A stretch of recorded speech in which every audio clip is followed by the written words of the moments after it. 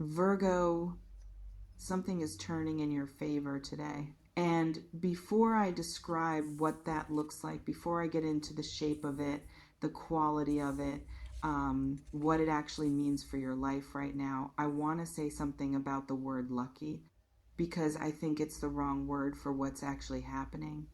And the difference between the right word and the wrong word matters here. Lucky implies randomness, a chance occurrence, fortune arriving without cause, the universe distributing good things arbitrarily, and you happening to be standing in the right place at the right moment. That's not what this is. What's happening right now, what's turning, what's arriving, what's beginning to move in a direction that's going to feel like luck from the outside and is something else entirely from the inside, has a cause, a specific, traceable, entirely non-random cause. You, something you did, something you chose, something you maintained through a period that made maintaining it genuinely difficult. Something so quietly, unglamorously consistent that it didn't feel like anything in the doing of it felt like just living, just getting through, just being who you are, even when being who you are wasn't being rewarded in any visible way. That's the thing that made today possible. Not luck, architecture. The slow, invisible architecture of a person who kept building even when they couldn't see what they were building toward. Let me describe the period that made this moment. Because today doesn't exist without what came before it. And what came before it deserves to be named. Not glamorized, it wasn't glamorous. Not spiritualized, it doesn't need that. Just named, honestly and precisely.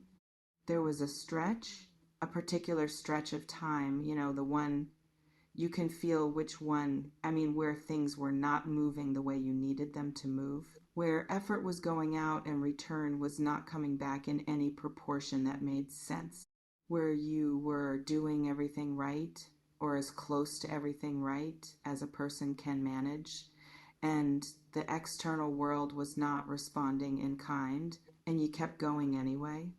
Not with relentless positivity, not with the performed optimism of someone who has decided to feel good about a situation that doesn't merit it, with something harder than positivity, with the specific unglamorous endurance of someone who doesn't stop because stopping would cost more than continuing, who gets up and does the next thing not because they're certain it will work, but because not doing it is worse. That endurance, that quiet, unwitnessed, nobody gave you a trophy for it endurance. That's the cause. There's an image that keeps coming, and I need to describe it. Soil in winter. From the outside, from any reasonable observational standpoint, nothing happening, nothing visible, nothing that would make you stop and say, look, something is developing here. The surface is cold, possibly frozen, possibly giving every appearance of dormancy so complete it might be mistaken for death. But underneath the visible nothing, something has been happening the whole time. Root systems deepening, the slow, invisible work of something that doesn't require observation to continue. That develops not because conditions are ideal, but because the nature of the thing is to develop, and the nature of the thing cannot be stopped by difficult conditions, only by being uprooted entirely. And you were never uprooted. Even in the coldest part of that stretch, even when things felt most static, most resistant, most like nothing was moving in any direction, you were not uprooted. You stayed in the ground, kept your roots where they belonged. And now something is breaking the surface. Not all at once, not in the dramatic, sudden way of something forcing its way through. In the specific, organic, this was always the direction way of something that simply arrives. When the conditions finally allow it, when the timing finally aligns with what has been preparing underground. Today, the surface breaks. The more I sit with this, the more I keep finding something specific about what this lucky day actually contains. And I want to try to describe the different dimensions of it because I think it's more layered than a single event, more like several things arriving with the same underlying energy. There's something relational, a shift in the dynamic with someone specific, or an arrival of someone, or a communication that changes the shape of something, whatever the specific form, and it's going to be specific to your life, to the particular landscape of your relationships. What I keep getting is a movement, something that has been static suddenly showing signs of life, something that felt finished revealing that it wasn't finished, something that felt beginning showing you how serious it actually is. And the quality of this relational movement is reciprocal. That's the word that keeps arriving. Reciprocal. The specific experience of something going both ways, of energy you've been sending out in one direction finally coming back from that direction, of giving and receiving happening simultaneously rather than the one directional experience you've been navigating. It's going to feel unfamiliar at first because one directional became your normal. Wait. Actually, I want to stay with that, with the one directional becoming normal, because I think it's the most important thing to understand about why today is significant. You adapted. When things stopped being reciprocal, when the balance tipped in a direction where you were giving more than you were receiving, in whatever domain of your life this applies, you adapted. Not dramatically, not by making it a crisis, by adjusting your expectations quietly, by lowering the volume of your own needs slightly, by becoming someone who required less external input in order to keep functioning. And that adaptation served you, got you through, but it also became the lens through which you started to see all relationships, all situations, all dynamics. I give. Things move in one direction. That's how it works. And that belief, that quietly installed belief that one directional is just the shape of things that's been operating in the background, influencing what you reach for, what you allow, what you believe is available to you, today starts to dismantle that belief, not through argument, through experience, through something actually arriving back in the direction you've been sending things. And the experience of that reciprocity of the circuit completing is going to feel so unfamiliar, it might take a moment to trust it. There's something specific about the romantic dimension of this, and I want to describe it carefully. Hold on. Because I keep getting pulled between two things, and I want to try to articulate both. On one side, there's someone who has been observing you from a proximity that might surprise you. Someone who has been present enough in your world to see things about you that require sustained presence to notice. Not the obvious things, the subtle ones. The way you operate when you think no one is paying particular attention. The quality you bring to small things that most people don't bother bringing quality to. This person has been building something in their own interior, a picture of you, a feeling about you, an understanding of you that has accumulated over time into something they can no longer hold quietly. Today, or in this window, this specific period we're in right now, something tips for them. The interior thing becomes something they have to do something about. And what they do is move toward you, not explosively, not with the overwhelming energy of someone who has been containing something enormous and can no longer contain it, with intention, the specific, quiet, this is a decision kind of intention that communicates more than any grand gesture could. on the other side, there's something in your external circumstances separate from the relational or possibly intertwined with it, but distinct in quality that shifts today. Something practical, something material, something in the domain of your actual life as it's being lived. And I want to describe what this feels like rather than trying to name what it is, because naming it too specifically risks missing what it actually is for you. It feels like a door that has been closed, finding its mechanism suddenly working. You've tried this door before, maybe more than once, knocked on it, tested the handle, found it resistant and moved on, or tried to move on while some part of you kept returning to it. Because something about that door felt like it belonged to something real, something worth trying. And today you either try again or someone opens it from the other side. Either way, it opens. And what's on the other side of it isn't just the thing the door leads to, it's the confirmation that your instinct about it was right, that the door was worth returning to, that the persistence, quiet and mostly private, was not foolish but accurate.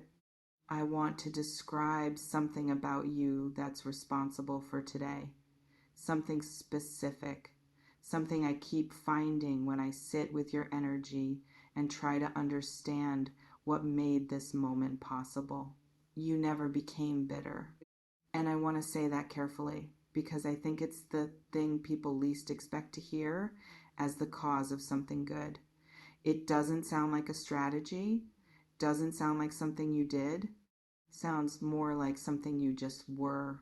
But I think it was a choice, ongoing, repeated, sometimes difficult, because there were moments, real ones, specific ones, moments you remember even if you don't catalog them as such, where bitterness was available to you, where the circumstances would have justified it, where taking on a particular kind of hardness, a particular closing off, a particular decision that people are not to be trusted and good things are not to be expected, that choice was there, was understandable, was arguably reasonable given what you'd been through, and you didn't take it. Not because you're a saint, not because you're naive, because something in you, something fundamental, something that difficulty bent but didn't break, held on to the belief that openness was worth maintaining, that the alternative cost more than it protected. That refusal to close that sustained, costly, mostly unremarked choice to stay open, that's the cause. That's why today is happening. Openness creates the conditions for things to arrive, and things are arriving.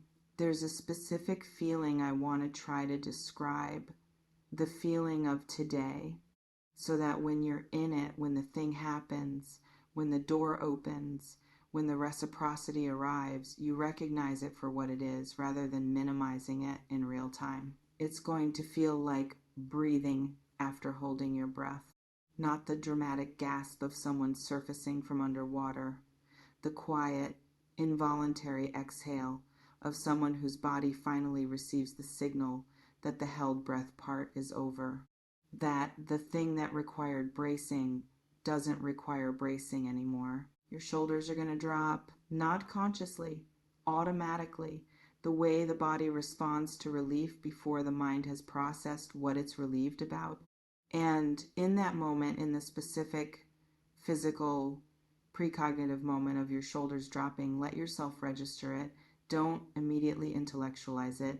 Don't immediately start assessing what it means and where it leads and whether it will last. Just feel it. The exhale, the landing, the specific, unglamorous, profound relief of something finally moving in the right direction. I want to talk about the rose in the title because it's specific and I don't want to skip past it. There's a softness arriving alongside everything else. Not weakness, I'm using softness deliberately.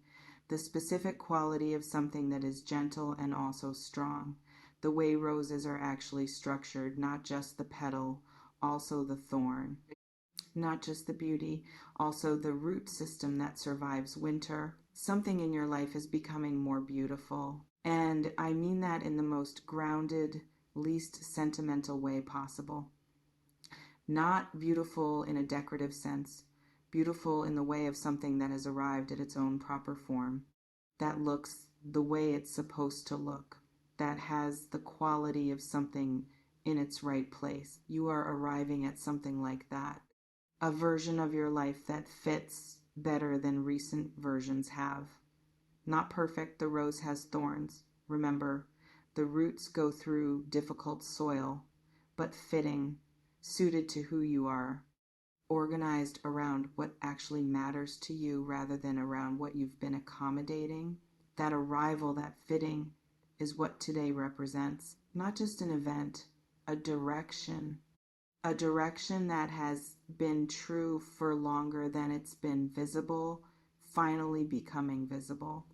Because of this, the thing that made today happen, the specific cause that the title promises to reveal.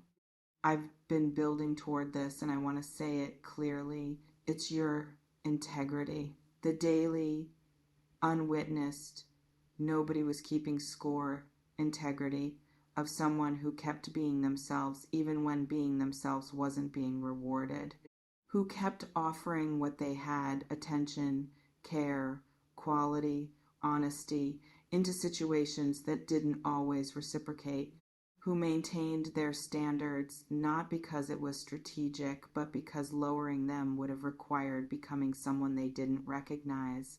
That integrity, that consistency between who you are privately and who you are publicly, between what you value and how you actually live, that's not invisible to the universe, not invisible to the people around you, not invisible to the specific person or situation or opportunity that is arriving right now. It saw you, it's been seeing you, and today it's responding.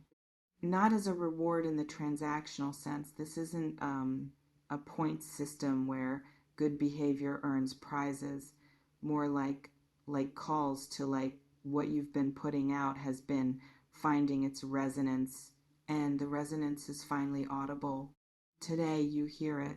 The last thing, receive it, not with suspicion, not with the immediate reach for the caveat, the asterisk, the reason this might not be what it appears, not with the protective minimizing of someone who has been disappointed enough times that good things feel like they require justification before they're allowed to land, with open hands, with the specific, practiced, hard-won openness of someone who has decided, and I think you've been deciding this quietly for a while, that being available to good things is not naive, is not setting yourself up, is not the preliminary to disappointment, is simply being alive to what's actually happening. What's actually happening is something good, something that has your name on it, something that arrived not by accident, but because of who you've been through the entire preceding chapter, the difficult one, the patient one, the one that didn't look like it was leading anywhere, but was leading here the whole time. Here, today, your lucky day, which was never really about luck at all. If something in this touched something true, if a moment landed somewhere you needed it to, I'd love to hear from you in the comments. Tell me what resonated, even just a few words. It means more than you know.